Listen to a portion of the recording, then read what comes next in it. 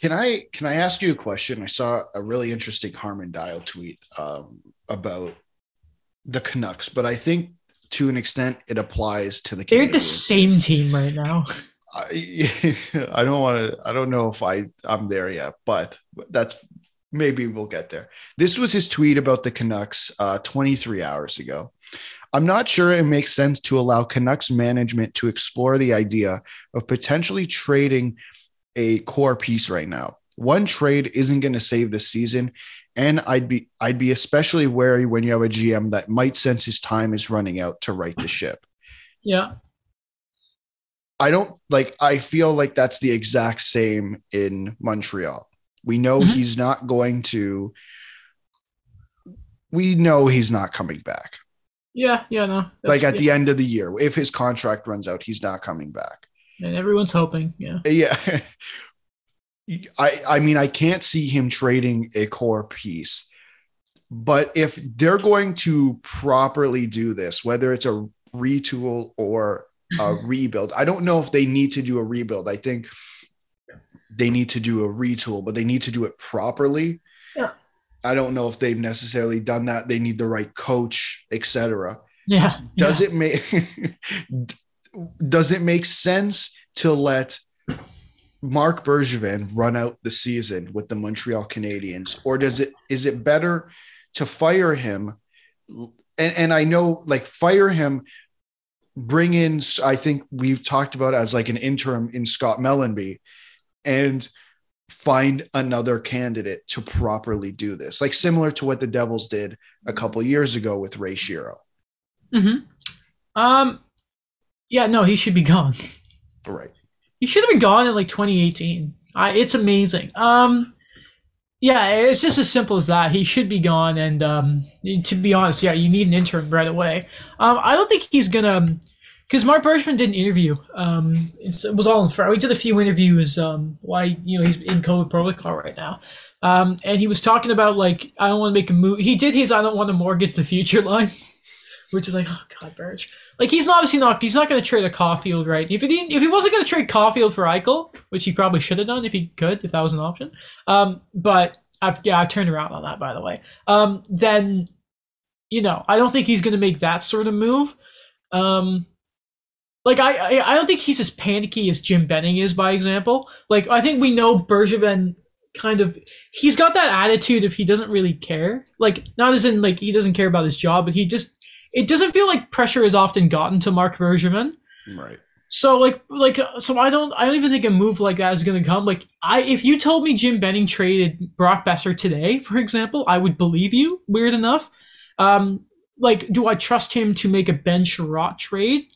I'm kind of scared he's not going to cash in on that value. Like no, he should be gone, and if it's Mellenby or anyone like that, it needs to be done. I don't see them making the hire in season, because I feel like their number one candidate right now, from everything I understand or reading and understanding, is Mathieu Darche, who is in Tampa Bay. And it helps, Alex? He's a French guy. There we go. French guy. Like, and I doubt Tampa mid-season are going to be like, yeah, go in Montreal. Like, even, I don't know his contract situation, if that's going to be allowed to happen, but like for example, like that's a guy, but that's not going to happen in season. But right. Yeah, if you know he's going, and if you need to sort of do a reset and bring someone in to sort of see what's going on with the team, because there's that thing of GMs take a year. Montreal cannot afford to take the whole of this season under Bergevin and then take another year to evaluate and decide where they're going from there. You just can't do that. I mean, you just sort of, it's no longer the problem of Shea Weber and Carey Price being a year older. But it's still Carey Price being a year older. And I'm not saying you just try and win no matter what in the next 4 years. You have to be smart. But still, I still think there's a year off of Drouin's contract still right there. I'm thinking that's a year off of Suzuki's, and you don't want to waste a year of that. Another year towards Caulfield, even though who knows what they're going to do with him. That's already kind of scary. Yeah. Like you just, especially with Bergevin thinking we're going to give him a few games and then see if we're going to send Caulfield back down. Like, what are you doing, you idiot? Yeah, I wanted to ask you about that because I saw you tweet about it. And just to me, I'm trying to figure out what Montreal is trying to do or what Bergevin is trying to do, because I don't necessarily understand it. And I go back again, I'm looking back at Vancouver as an example where they tried to cash in on the fact that Pettersson and Hughes were on ELCs and Bo Horvat was on a really nice contract, and Brock Besser. And they made a run to the second round. I get that was, they probably weren't going to be there in the end if the season finished properly. But we've had discussions where we talk about players where teams need to cash in on the fact that their best players are on almost leagueman salary. Yeah. And we all expected that to be the case for Montreal, and now it's not. And now Bergevin is saying, well, we're going to watch him for a few games, and then we're going to send him back if we don't like him. He scored one goal, right? He scored one goal in Laval. One or two. And then you bring him back up. Like, that's not boosting confidence. That in the short term it is, but in the long term, if you yo-yo him, you're going to ruin his confidence. The problem is Cole's the type of kid that you can imagine. He naturally the kind of person that when he gets called back, you think he's not going to let that happen again. But there's nothing he can do if he's being played less than 15 minutes a night. Right. Like, if you don't give him the chance to show that he's at that level, then I don't know quite what you're thinking there. I don't even think it's a thing of him being on the ELC. I think that's such a... Just quickly looking at the Canucks, by the way. Yeah. Like, seeing your window is 3 years on the ELC is so dumb. Like, you have this player potentially for 15 years if you can properly do it right. Like, just how dumb is that? Like, you know what I mean? Like, I know that's kind of different from what you're asking, but I'm just thinking to myself, especially when it's like, okay, so we need to save money. OEL, come on down. Like, what the hell are you doing, Vancouver? But no, it's just I'll tell you what else is kind of frustrating about the young players thing. So obviously, Poehling had 2 goals last game. And in limited ice time, and he's been playing really well since he got called up. Or not really well, but I think he's earned a spot again. Yeah. He's coming out the lineup tonight for Cedric Paquette. And you're thinking, what's that about? You know what I mean? Yeah, the look on your face right now tells me that's my reaction. I just don't understand it. So it's just, they need a coach that has a thing of letting a young player play his game, because it feels like a lot of their young core players, except for Nick Suzuki, really, just don't have that leash. And it's just like we're afraid to let them be them what they do, especially. Like, yeah, the same with Norlinder. If you're not going to play him, don't send him to Laval. Send him back overseas, where he can be like a real role player. Plus, their AHL team's so mediocre since Joe Bouchard left. One surprise. There's just a lot going on, and at this point, there is no reason to be like to really sit there and think, "Oh gosh, we really need Bergevin right now." But it's just that thing of, well, their attendance is great and they're making money, so who cares? If that's what Molson's thinking, but, at some point something's got to give. And I don't know if it's losing again. Like, how the hell do you let Pittsburgh humiliate you 6-0? And again, maybe everything got pushed because Bergevin got COVID, and you can't fire a guy when he's just got COVID. You can't do that. Right. Even though, you know what, no one should have drafted Logan Mailloux, and he made that decision anyway, but...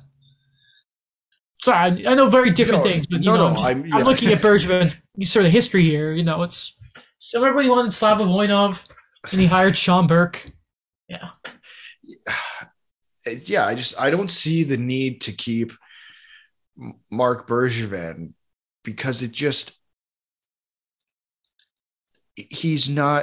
he can make detrimental moves to this organization. And he made, he always says, I don't want to mortgage the future, right? That's his line.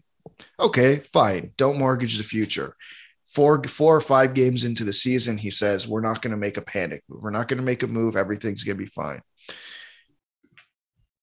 I worry as a hockey fan, watching what is happening and saying, well, what if he doesn't cash in on Ben Sherratt? What if he doesn't cash in on X player? Like, we had that discussion a couple of years ago with Tatar and Petrie, which is a different scenario, different team, but he didn't cash in then. Mm-hmm. He has to cash in now. If you want to be quiet and inactive when it comes to acquiring a player, that's fair. I can, especially, the season is lost at this point. But yeah, it is that other side of, okay, so let's just quickly look here. Obviously, you're not trading Brendan Gallagher. No.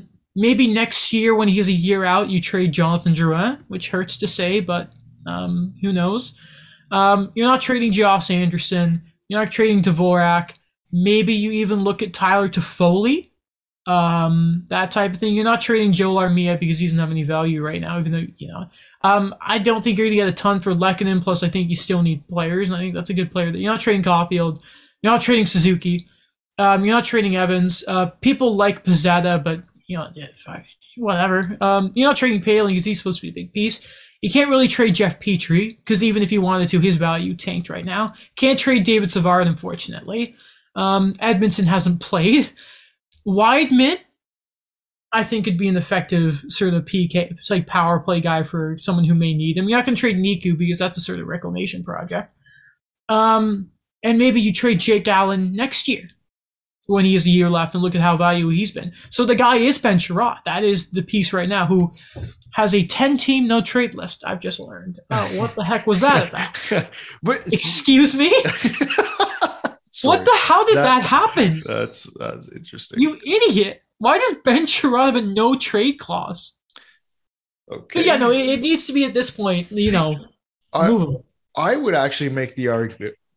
Now, if we're convinced that the season is over, and I'd argue that you trade Drouin and Allen now, even though they have that extra year, you can't be like, well, we might be good next year. It's like, okay, well, you have to decide what path you're going to go down, and you got to stick to it. Drouin, maybe, yeah, that could be fair. I don't think you can do Allen this year because then what happens is, because we don't know when Price is going to play. Right. So, but even if he comes back, here's what's going to happen: is either in the interim it's Mottenbo and Primo, which Primo needs to stay down. Yeah. You get another goalie, which do you need to give up the assets or risk them? No, you don't want to do that. So then what happens is Mottenbo's a mess.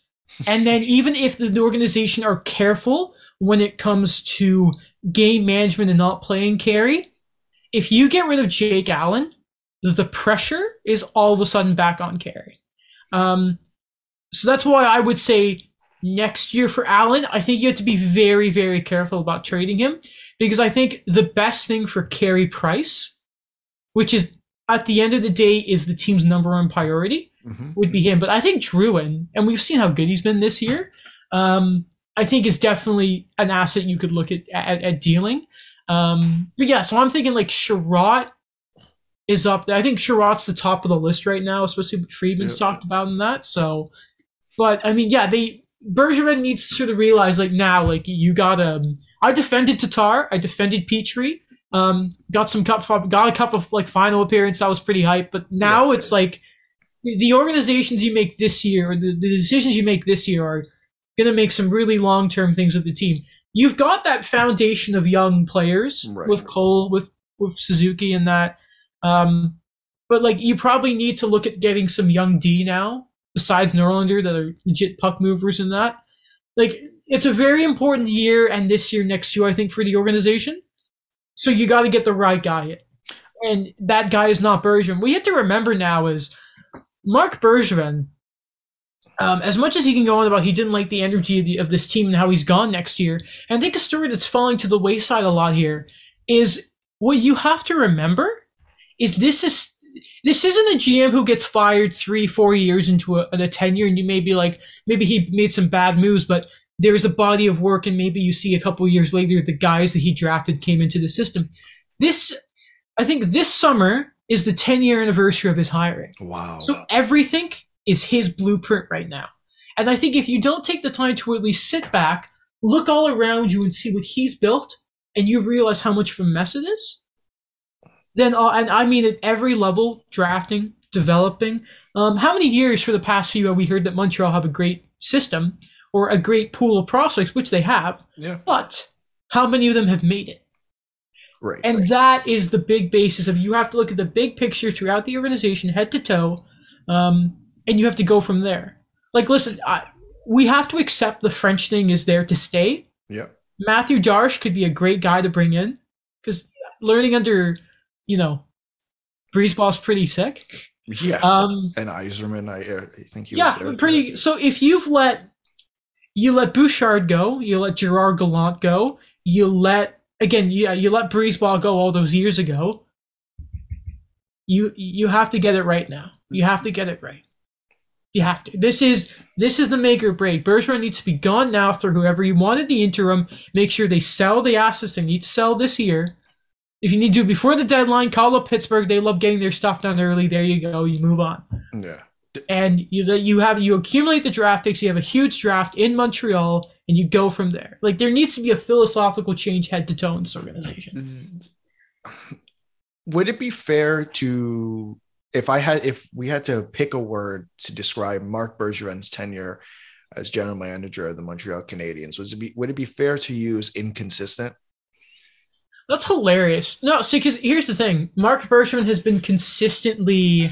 Because here's the thing: what is Marc Bergevin at his core? Like, what does he do? He's been consistent with the way he's built the defense. Yeah.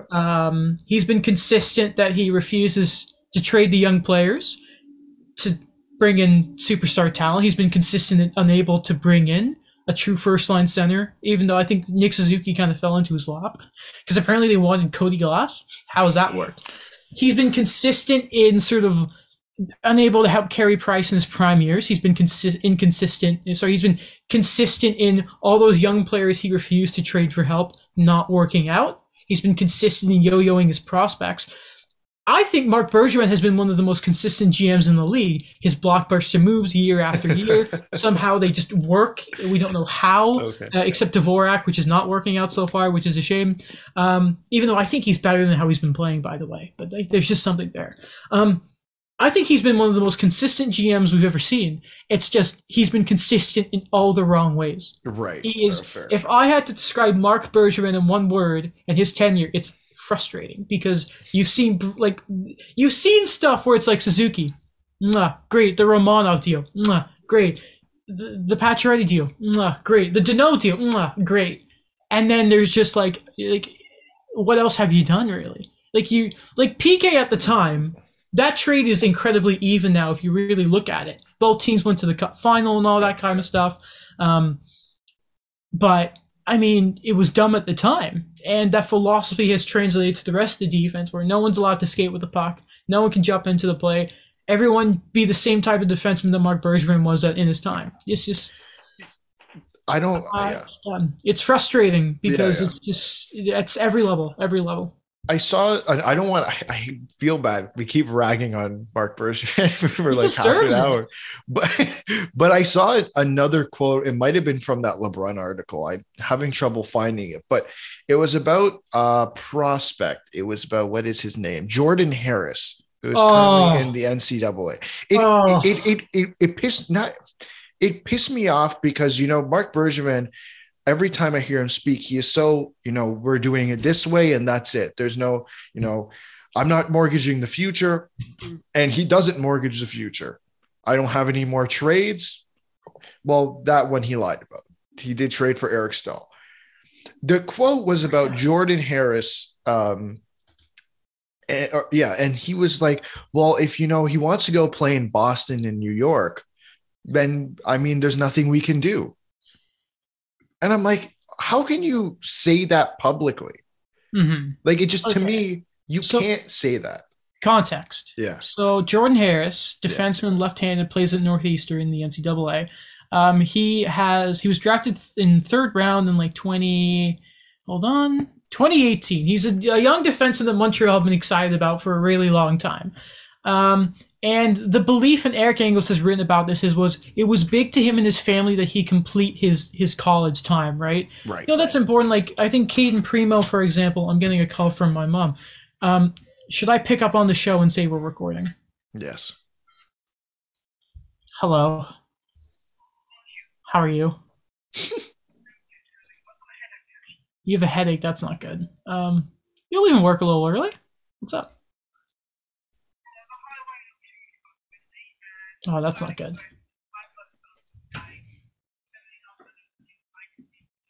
That's not great. Okay. I can't talk at the moment, unfortunately, because I'm recording. Well, I don't know. Well, now you can listen to the episode and you can hear this phone call. Yeah.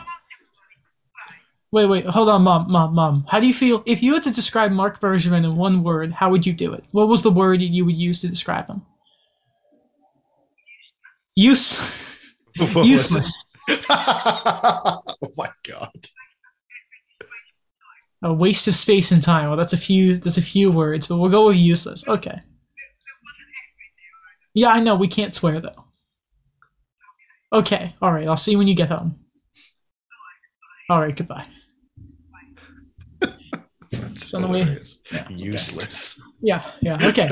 Yeah, no, so Jordan Harris, third round pick defenseman. It was important that apparently him and his family he finish it. That's fair. Then Caden Primo's doing the same thing, actually. He's finishing his program. Happens. But, whenever there's that NCAA prospect, I think everyone kind of scared. Adam Fox, look what happened to him. Jimmy Vesey, remember that?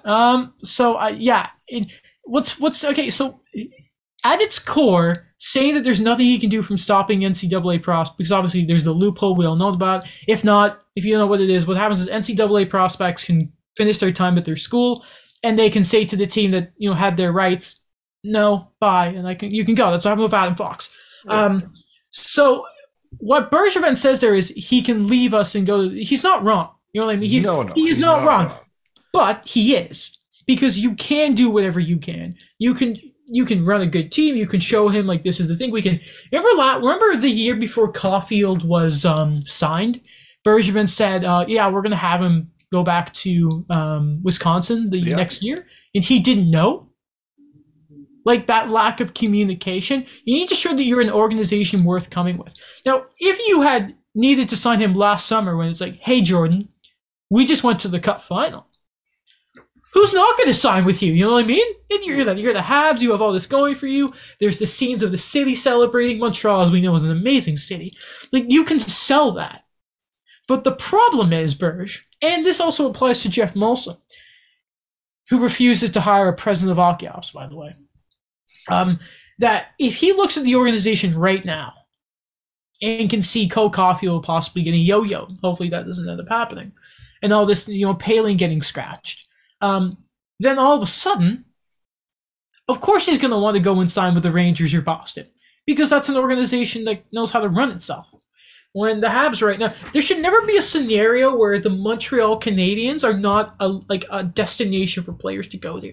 The moment that you have a prospect that decides to turn his back on the team, and it's within Jordan Harris's rights, but he doesn't want to, that if you're the Montreal Canadiens and that happens to you, there is the signal there to turn around, look yourself in the mirror, and say, we have to change something.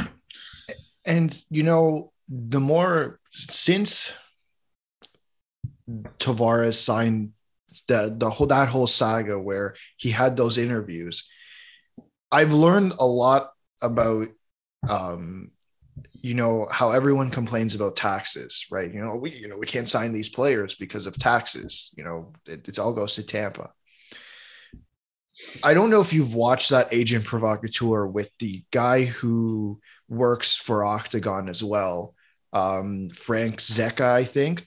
And he managed the whole thing was he manages Steph Curry's money, and him and Alan Walsh is a proponent of it. The taxes don't matter because there's ways that the NHL have, or that the PA and stuff have created so that we're minimizing that difference. Okay. The way that answer really prompted me to think how much the organization is kind of screwing itself, because how things went with Markov, how things went with Radulov, and then how they didn't get an interview with Tavares. And I'm sure there's other guys they didn't get an interview with that we don't know of. That quote really got me thinking about, and this conversation as well, how Marc Bergevin is kind of screwing himself, and what it is exactly that he's doing that is stopping people from taking the opportunity to play for the Montreal Canadiens because, they're an extremely large, or they're I think the third biggest hockey team financially, and they're probably one of the biggest brands in this country. You have at your disposal more resources than maybe any other. Like, you have what other team has the premier/governor going on and raving about them and advocating for them to get fans back last year? Like, you have, not to mention, you have the most, insane loyal fan base in the league. And I don't think it's close. You have, and not to mention, you have one of the best cities in North America. You have so many resources you can use to recruit players. Yeah. There should be no excuse. You can, again, with the money you have, you should be able to get, the best doctors. You should be able to get the best equipment. You know what I mean? There's no excuse why that team shouldn't be doing anything it can to get sort of the best. Whatever. You have the money. It doesn't. There are few things in sports that cannot be sold with money. You have it. Again, Jeff Molson, sir, the beer store stayed open during COVID. The breweries were open, Mr. Molson. I passed them a lot. They're open, dude. So I know you have the money. Dish it out, my man. Carey Price had a $13 million signing bonus, I'm pretty sure, this last year.